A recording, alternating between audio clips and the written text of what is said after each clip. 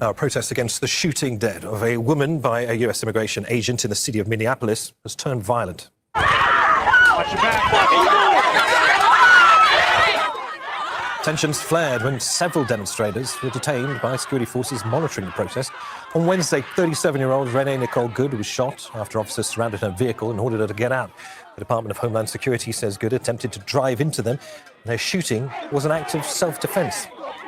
Shot dead a woman in Minneapolis, sparking a row between the Trump administration and local officials over who is to blame.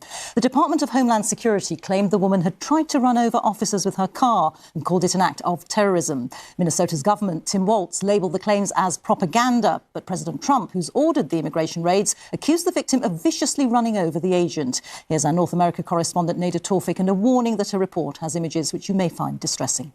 Shame! Shame! Shame! Minneapolis is the latest U.S. city to erupt after the Trump administration launched what it called the largest immigration enforcement operation ever carried out.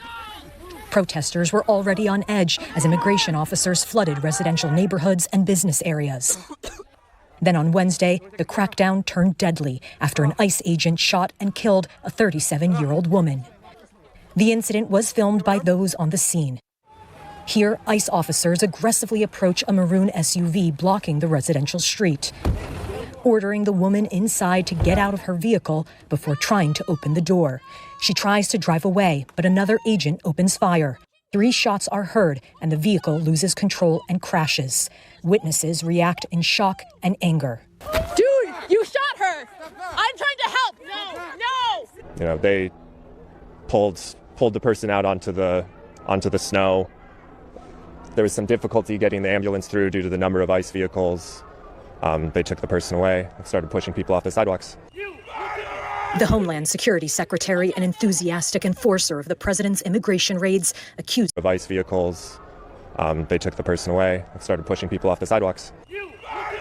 The Homeland Security Secretary, an enthusiastic enforcer of the president's immigration raids, accused the woman of an act of domestic terrorism. What happened was our ICE officers were out in an enforcement action.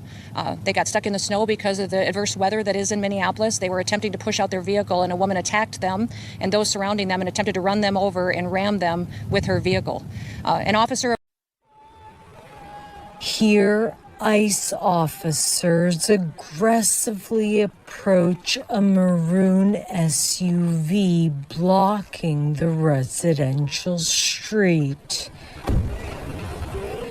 ordering the woman inside to get out of her vehicle before trying to open the door. She tries to drive away, but another agent opens fire. 3 shots are heard, and the vehicle loses control and crashes. React in shock and anger. Dude, you shot her! I'm trying to help! Accused the woman of an act of domestic terrorism. What happened was our ICE officers were out in an enforcement action. They got stuck in the snow because of the adverse weather that is in Minneapolis. They were attempting to push out their vehicle, and a woman attacked them and those surrounding them and attempted to run them over and ram them with her vehicle. An officer of ours acted quickly and defensively shot to protect himself and the people around him. Minneapolis's Democratic mayor was blunt on his reaction to that assessment. Having seen the video of myself, I want to tell everybody directly, that is bullshit.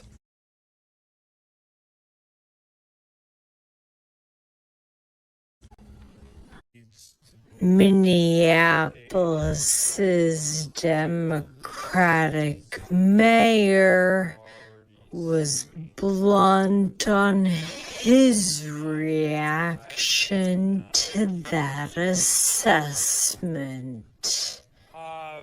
Having seen the video of myself, I want to tell everybody directly, that is bullshit.